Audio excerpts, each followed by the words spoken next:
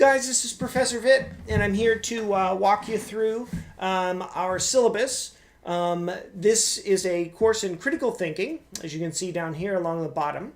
The image that I've chosen for the cover of the syllabus is that of a bird leaving a cage, and it's based on a quote from a philosopher named Epictetus, who was way, way back in the day.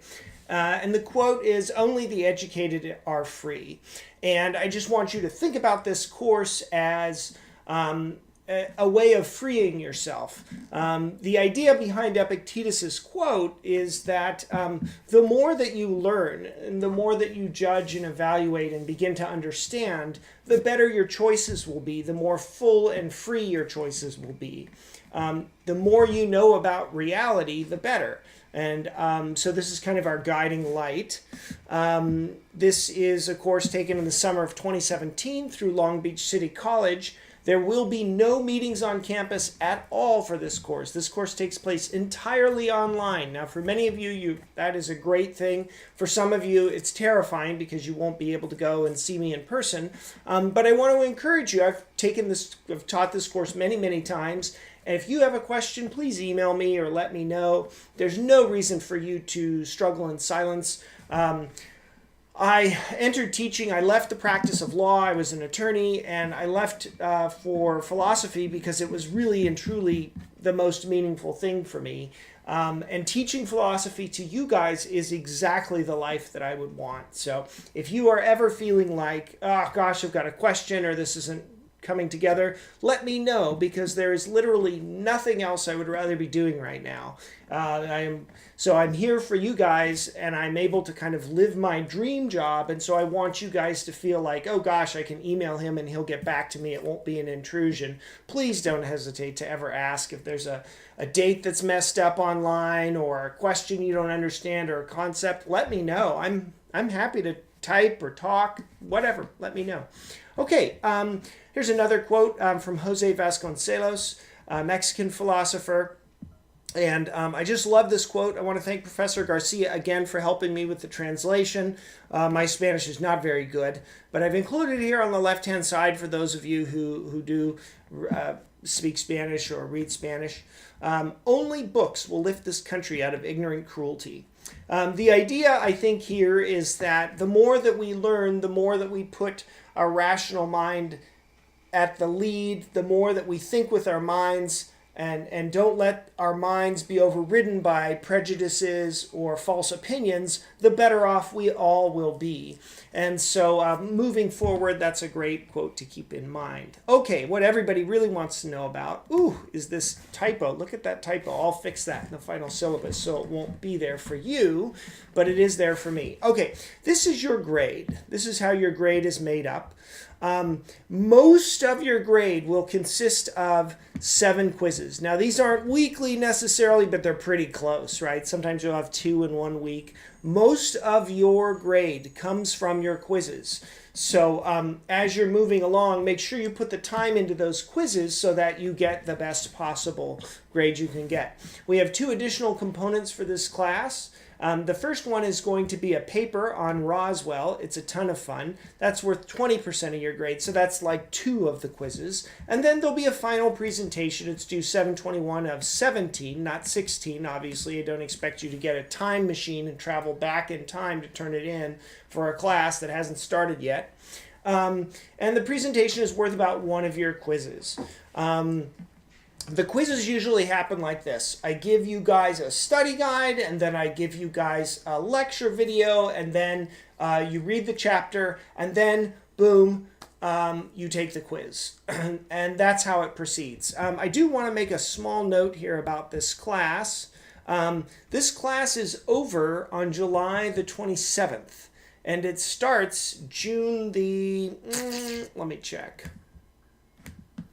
Okay, here we are. It starts on June the 19th, ends July the 27th. So that's about 5 weeks. Now, this is a course that's normally taught over 16 or even an 18-week semester. So if you take those 16 weeks and you condense them down to 5 weeks, you realize that that's 3 weeks for every 1 week that you're taking the class. That means a huge amount of work. You're doing almost a month's worth of instruction in 1 week. That's a ton of work, and you really have to buckle down in this class. If you feel like you're taking a trip and you're not going to be available for a week or 2 weeks, this is honestly not the class for you unless you're going to be able to have access to the internet the whole time and do your normal workload. So I want to encourage you guys. This is awful. There's another typo right there. I'll fix that for you guys. So I want to encourage you. This class is a commitment, and you will need to do a great deal of work in it. So if you're going to be gone, it's probably not the class for you. Once a module proceeds, so June the 19th through the 26th, once June the 26th hits, right, then this module will close. It will be closed forever, and we'll just continue to move on. So once we finish this module, right, we move on to this one, and then this one, right, and on down the line. And once we finish a module, it closes. So I'm very tight on those due dates. And so if you miss taking that first exam by June the 26th, and then June the 29th rolls around and you say, oh gosh, I just missed it, I'm going to say, I'm really sorry, but I can't reopen that module. The reason why is if I just let everybody, and by the way, there is data on this, if you just tell students that they can assign their own assignment dates and they can do their own way, those students tend to perform lower than expected versus when you give students hard dates for exams and so forth. So the one thing that's important in this class is deadlines. You need to get the work done in time so that you can move on. Because if you wait even a couple of weeks to start the course, the volume of the work is going to be such that you won't be able to finish it. So I want to encourage you guys to stay up to date on dates and so forth, and know that if this is a class that you're taking and you really need it to be easy and not a lot of work, this is going to be a lot of work, and so maybe reevaluate. Otherwise, I'm super happy to have you all in this class. I love teaching this class. It's a ton of fun. Okay, so we've done our grades. We've talked about deadlines. Here's another great quote from Mary Wollstonecraft. The being cannot be termed rational or virtuous who obeys any authority but that of reason. And Mary Wollstonecraft here is thinking about, the importance of the mind and the importance of reason in governing our day-to-day affairs. Reason is self-correcting.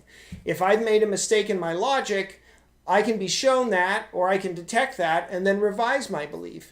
But our prejudices and our opinions aren't necessarily that way. If I'm just spouting off that I think, the Lakers are not very good because I don't like the Lakers, well, if I don't like the Lakers and I'm not being informed by reason, nothing will change my mind, right? It doesn't matter how great they are or how many championship banners they have. I'll just be immune to the point. Now, you may say, well, who cares about the Lakers? Well, think about this in a different context for a second. Thinking about this with regard to politics. I mean, if there's a political figure and I simply base my opinion on whether I like the figure or not, I will lose completely the import of anything worthwhile in the exchange, right? Because I'm just dismissing someone. I don't have any idea as to what their policies are, why they fail, why they succeed, so on and so forth. Okay, moving on. These are our student learning outcomes. I'm going to see if I can just shrink this down just a teensy bit so I can get one page, there we go, on all at once, kind of. Okay, student learning outcomes. In this course, by the conclusion of this course, you will be able to analyze arguments and components of arguments, distinguish between examples of inductive arguments and deductive arguments, and evaluate inductive arguments for strength, cogency, and/or presence of fallacies in speech or text.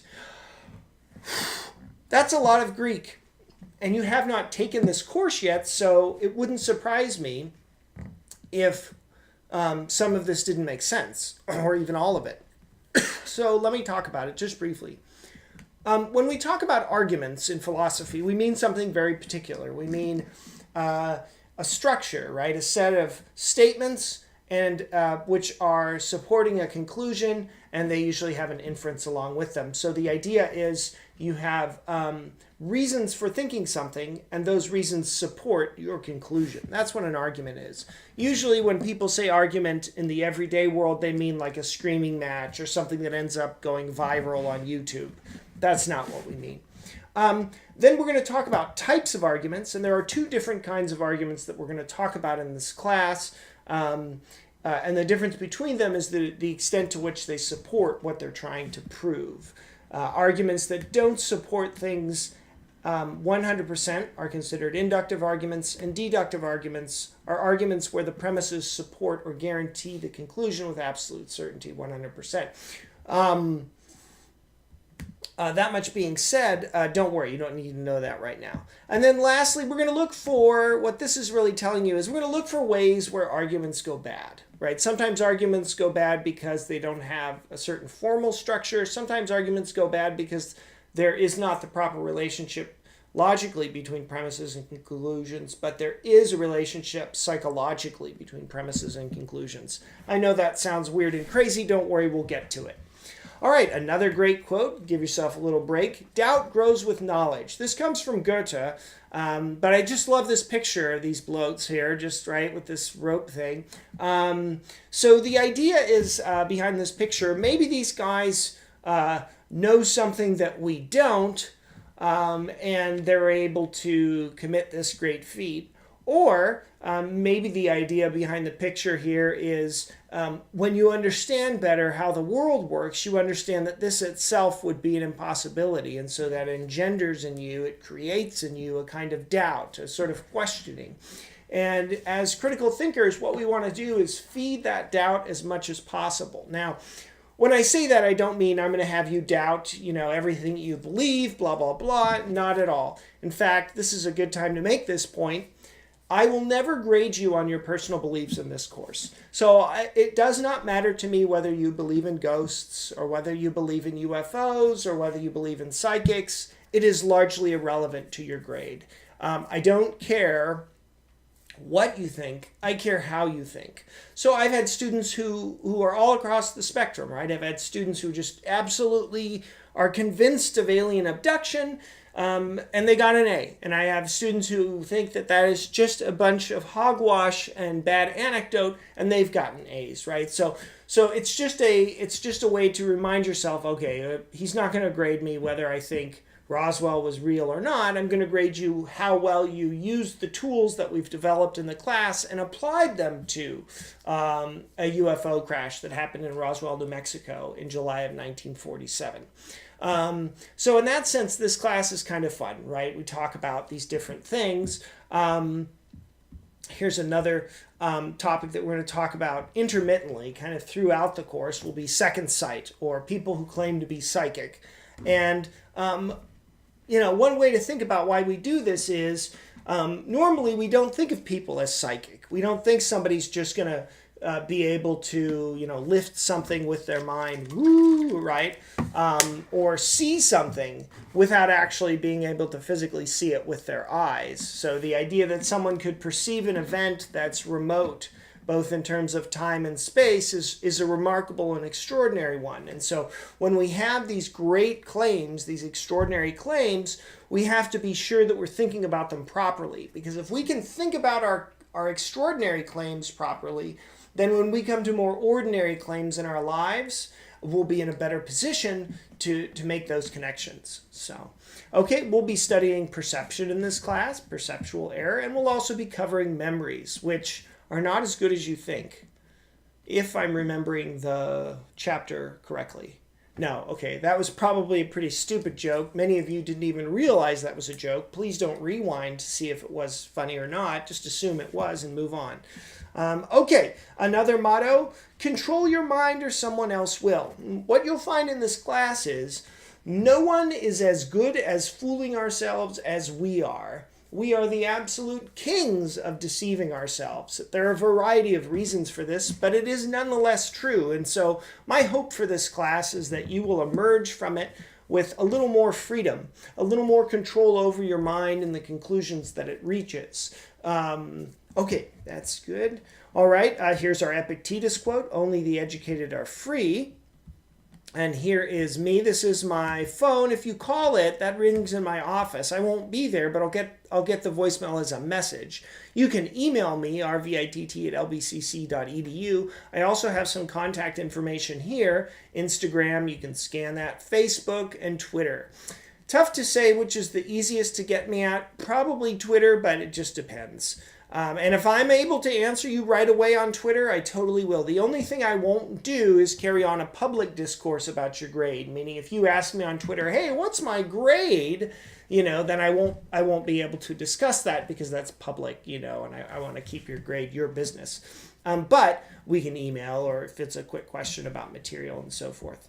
Okay, this is our course catalog description. I'm going to read it briefly, but we've already covered this in student learning outcomes. This class focuses on the improvement of practical reasoning skills. Students will be required to improve their reasoning skills and will learn to detect and avoid common argument fallacies. Students will develop the knowledge and habits needed to make decisions between conflicting ideas and beliefs. Applications are made to both contemporary and perennial issues such as current political events, the news media, science versus pseudoscience, and capital punishment. All right, here's our grading policy. This is just LBCC rules. No pluses, no minuses, just straight A, B, C, D, or an F. Here's another breakdown of our grades. Here's some additional contact information for me. Super important point here. Let's see if I can make this a little bit bigger now that we're getting to fine print. Dropping the course. If you want to drop the course, you will need to contact admissions and records. You'll need to do that through them. I am not able to drop you just because I decided I want to drop you. So if you email me and say, "Hey, Professor Vitt, drop me," I'll be very polite and I'll say, "I'm very sorry, I can't." You'll need to do that through admissions and records. Okay, class participation. The one point that I sort of beat like a dead horse last time was this is a modular class, and once one module closes, another one opens. So it is super important that you are available throughout the duration of this course to complete the assignments in a timely fashion. I know it sounds like I'm being a jerk, and I get that, but you do better, everyone does better, if we have those hard dates and those hard lines. So also, it's such a massive amount of work that if we don't sort of spread it apart properly, you'll have difficulty finishing. Okay, content disclaimer. Look, this is a course on critical thinking, and you are going to encounter ideas with which you disagree, in some cases very deeply.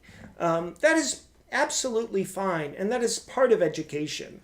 I will never try to force you to believe one thing over another, but I will help you along the way to try and develop better arguments, think more rationally, and so forth.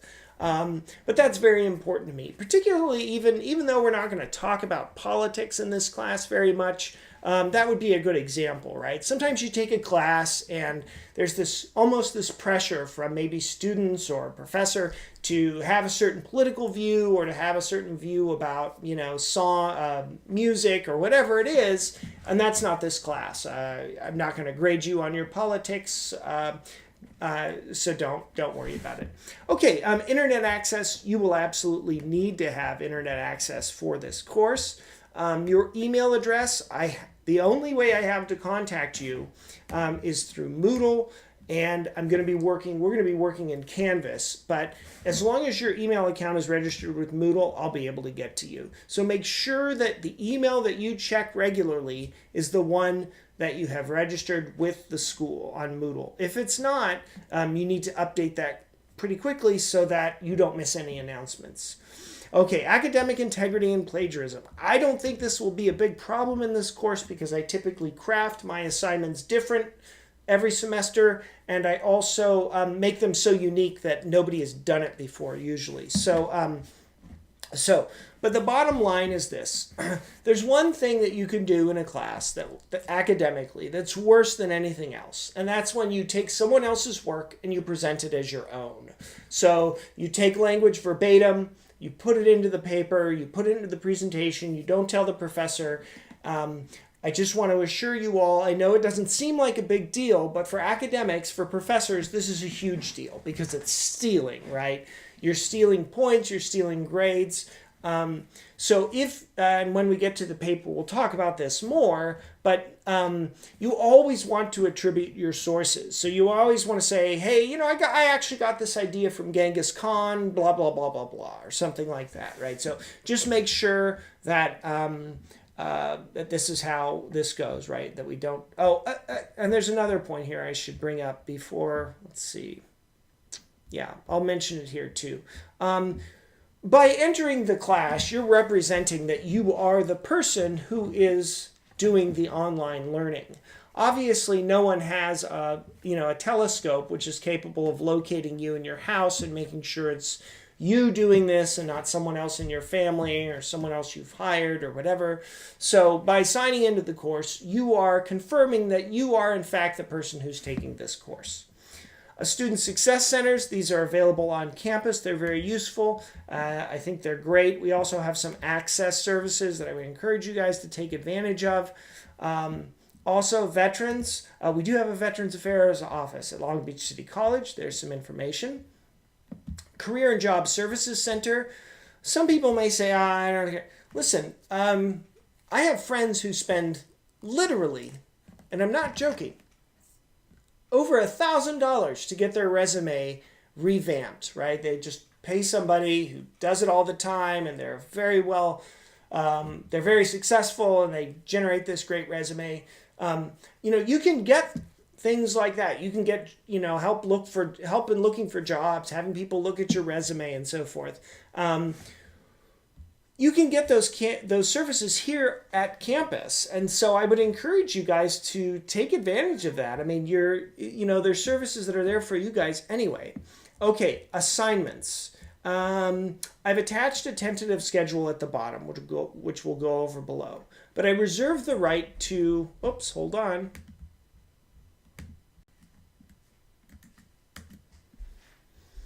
Okay, I reserve the right to modify the schedule of instruction if I need to. Now, there are a variety of reasons why this may happen. Sometimes I get a lot of emails from students, or there might be something on a discussion board about falling behind, or this is, in which case I reserve the right to change the dates. If I do change the dates, I will absolutely let you know. But I reserve the right to do that. Okay, late assignment. There are no makeup assignments for this course. So once you miss an assignment, once you miss an exam, once you miss a paper or presentation deadline, that's it. There are no extensions. So you will need to be available for this course. All right, classroom decorum online, usually folks are pretty good. But the same rules that you would follow when you are in a face-to-face classroom would apply here. So if you're in a discussion board and somebody says something that you don't agree with, it's perfectly fine to voice that disagreement.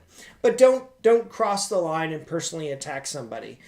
We have a tendency whenever we think, when someone holds a different viewpoint than we do, we automatically assume, at least some people do, that the other person is too stupid, or they're too evil, or they're too ignorant to really understand what we're saying. Much of the time that's false, right? But that tends to lend itself sometimes to a kind of mean-spiritedness. So just, be a good person, be a good neighbor, and we'll be fine. Okay, academic freedom. We talked about this before, but keep this in mind. You're going to run into things in this class that you do not necessarily agree with. Hold on just a second.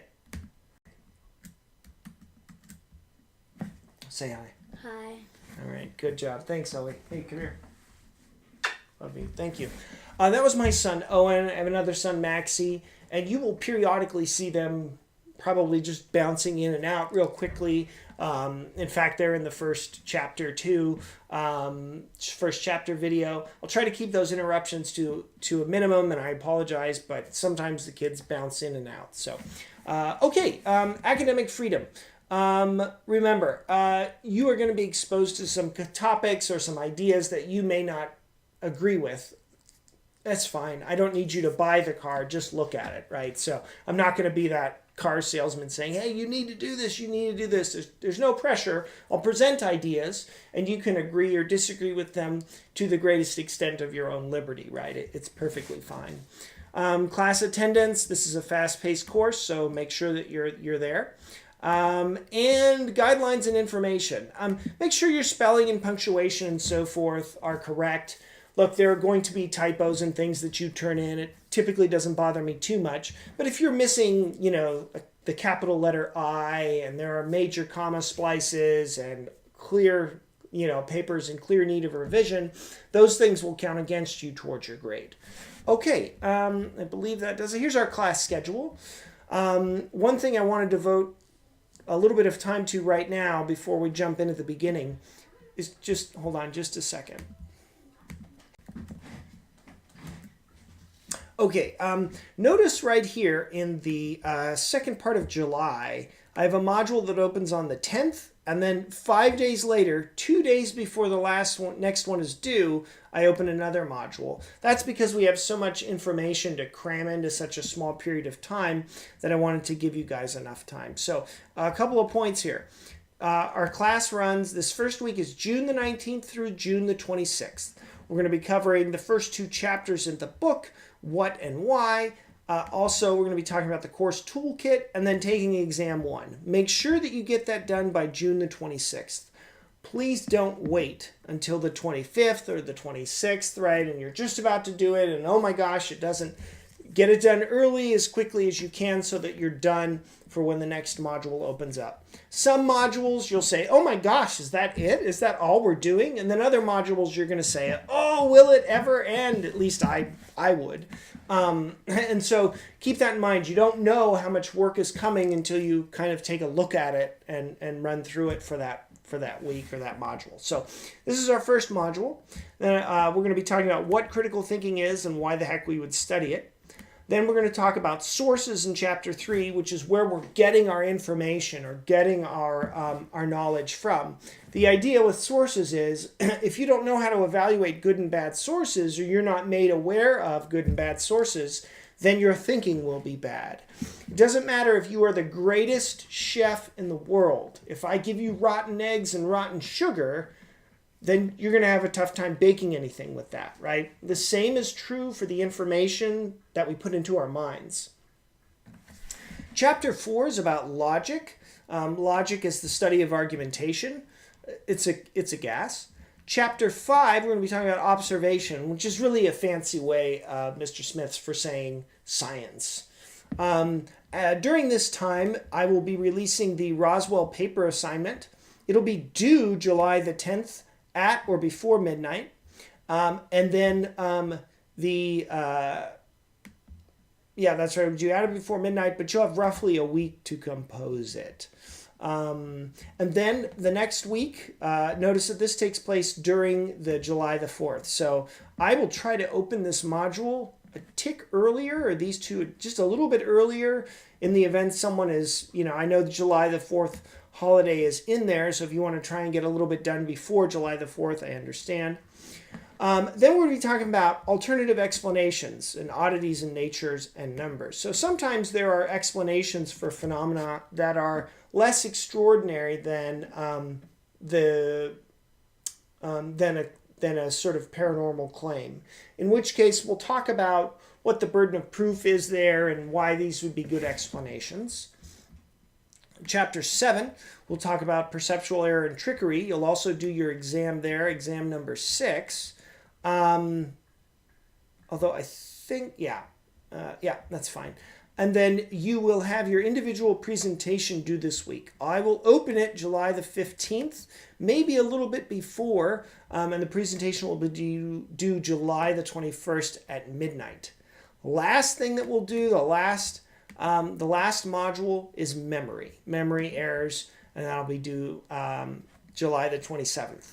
Okay, I hope that has been helpful, you guys. This is a really, really fun course, and I just want to encourage you more than anything else.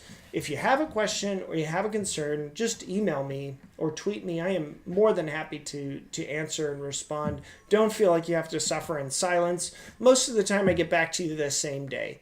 Thank you guys so much. I am really looking forward to having you guys in the class.